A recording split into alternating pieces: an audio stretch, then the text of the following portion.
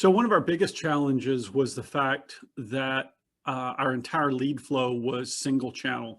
We work in a community environment, so it's a very event-driven lead flow, and that was working great. But what we had to do was, after raising our Series A, we needed to expand the inbound lead channels to more than just relying on one channel, because it can be cyclical at times. So being able to have a consistent lead flow and balance the cyclicalness of that, but also tap other potential partners that aren't at events and that aren't in these communities was just absolutely critical for us. It was actually a personal recommendation. Shiv and I were at a kind of curated private equity entrepreneur event down here in the South called Silicon Y'all. So we met at that event, talked a little bit, and I was impressed, with kind of his thought process. And then also, kind of interestingly enough, especially in sales and marketing, anybody that we engage with, whether it's full-time, whether it's consulting or whatever, the first question or the first thing they have to do is be good at what they do by engaging us. So I kind of followed Shiv on social a little bit and just completely identified with his thought process and philosophy of the purpose of marketing and how it should be executed. And so just found that super important to work with people where you're kind of aligned philosophically. The core expectation was that, first we had to expand our marketing channels, but kind of the next one right behind that is that we have to make, we had to be able to put the systems and processes in place and run the experiments to know where we should be spending our marketing dollars. He and I joked a lot. I told him that, my next gig, I was going to start a marketing company that did nothing but provide air cover, because it was the most unaccountable, marketing spend. You could spend other people's money all day long providing air cover and never have to account for anything. We're not big enough to spend marketing dollars on air cover. So, having marketing dollars, knowing where the dollars should go, that we're producing result, and being able to double down in those areas was critical. We weren't interested in just kind of throwing everything against the wall and seeing what stuck. We were interested in really data-driven results or data-driven decisions, where even if some of them are guesses, there's got to be some data behind those guesses. So being able to have the hard data to try to figure out where to spend that money most effectively, that was one of the huge, takeaways that we were looking for. Well, that was one of the other deliverables for us. We're small. We've taken, a sizable Series A for us, and we had some things, lined up. We knew what we were doing, and it was time to scale and grow. But one area where we really kind of played zone defense on is marketing.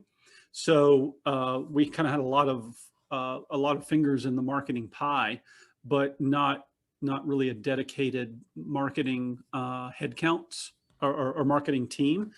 So one of the deliverables of the engagement was, as we figured out kind of where and how some of the marketing should look like, is that Shiv and his team help by making the staffing recommendations.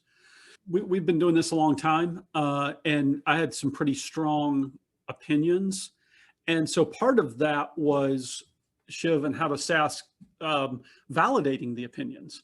Most of them were validated. Some of them were kicked out. So kind of validating that was important. Now, moving to the next step of actually staffing it, we are having a slow time at bringing in the right people to do it.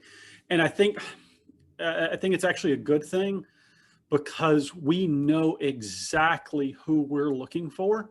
And Shiv has helped phenomenally, like I say, just being one, aligned philosophically, but as people work through our process, I bring him in at one stage for kind of a joint interview and discussion. And with every single person, we've been completely aligned after that 45-minute to hour conversation.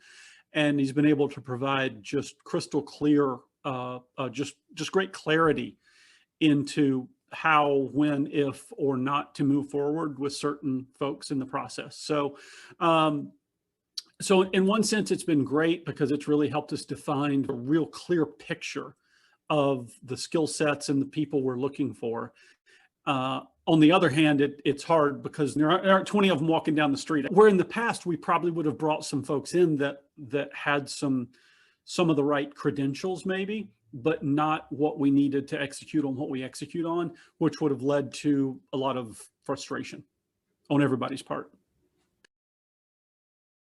Well, the big one is the deliverables that we were looking for is expanding out the lead gen channels beyond what we had before. And then in those, especially the demand gen, there have been some of our opinions there that were completely wrong. Some of them were validated, but the biggest one, like I said, is just having some guidance and clarity, because for us, our marketing revenue, and this again, back to the philosophical alignment, our marketing dollars have to be completely revenue accountable. So just knowing where to spend marketing money is huge. And that's probably been the biggest, the biggest takeaway there. Not really. We had a challenge and are still kind of right at the end of working through actually connecting the data from the dollar that goes out the door to the booked contract. That's been a big challenge because it's required decision making in the process, and it's required some complex technology in the process to be able to track that whole chain all the way down. Because when it breaks at any one point, then you lose your decision making at that point, and you have to have a cohesive chain all the way down from the dollar going out the door to the contract signed. We knew that we needed to, I wouldn't call it take a different direction, but we knew we needed to expand the scope of it. And that's what we wanted to do. And that's absolutely what we're doing. And not only the scope is the sophistication. One thing that's kind of unique for us is that we market exclusively through IT channel partners. So we actually have kind of this two-tier decision-making process, meaning the end customer, but the real decision maker is at the channel partner level. But we also, in talking about our solution stack and ourselves as an organization, have two kind of features and benefits tiers, being the product and the end user, and then with the partner. So that honestly was a huge challenge. I mean, we worked through a lot of stuff to try to figure some good intelligence out through that. So being able to really have the sophistication and ramp our sophistication to be able to figure that out was huge for us.